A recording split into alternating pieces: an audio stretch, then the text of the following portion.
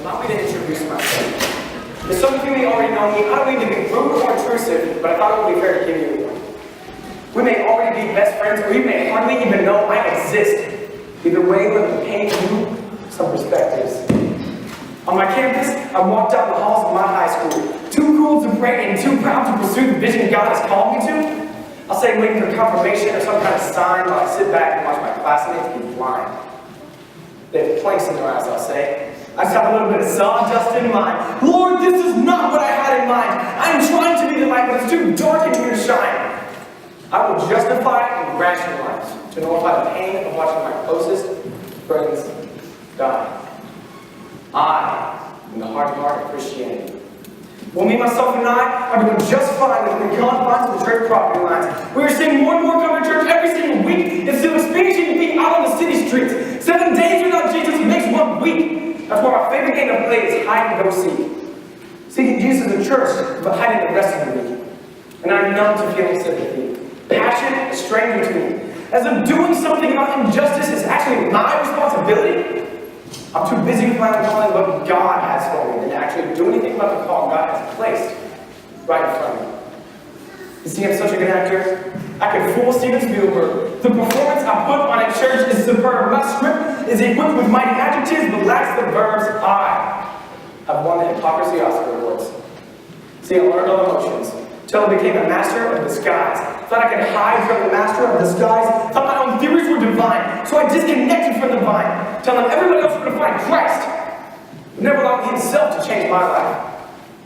But I mean, my salvation is set in stone, right? I mean, I'm a Christian by tradition, because after all, I do celebrate Christmas. These material presents are blinding from God's presence. And now I'm bitter and restless. And my callousness has brought me to cowardliness. So in the fight to save my family, coworkers, and friends, I have become a pacifist. But I'll sit in church and get fed, while lacking spiritual nutrients.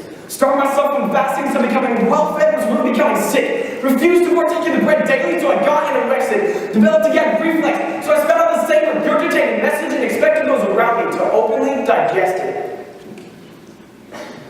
See, I have a confession. I am the victim.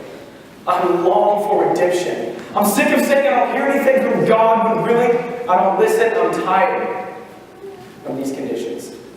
Side effects are heart attacking me. Searing the freedom that once pumps through these arteries. They put my heart's dreams into custody. They put my destiny into apathy. Cardiac arrested me when all I needed was rest in me. No wonder the leading cause of death is heart disease. And even though these bones have been dry for the longest time, I think I can hear that still small voice calling the sleeper to rise. Because where there is death, he breathes life. He says, I will take your cold, callous heart and replace it with mine. Let me change your heart with its original design. So yeah, they do have planks in their eyes. You know what? So do I. But Jesus was the greatest carpenter of all time. He could craft destiny out of the very lumber found in the eyes of mankind. He enabled Noah to build the ark, Solomon to build the temple. Out of the very wood taken from the trees, he himself rooted in the earth. He would even plant a seed that would give birth to the very tree he would hang on to show you your worth. So I refuse to drown in the same waters he walks on. And even though it was locked, it's the door of my heart he knocks on. So if you identify with any of the heart symptoms, listen. Stop buying into the world sales pitches and slogans because they will leave you bankrupt at the cost of your emotions. But Christ is in the business of putting frozen hearts back into motion. He's available 24/7 with arms wide open. And his unconditional redemption gives emotion to every testimony ever spoken. Because our cold, callous hearts are like God's glow sticks. To shine, it must first be broken.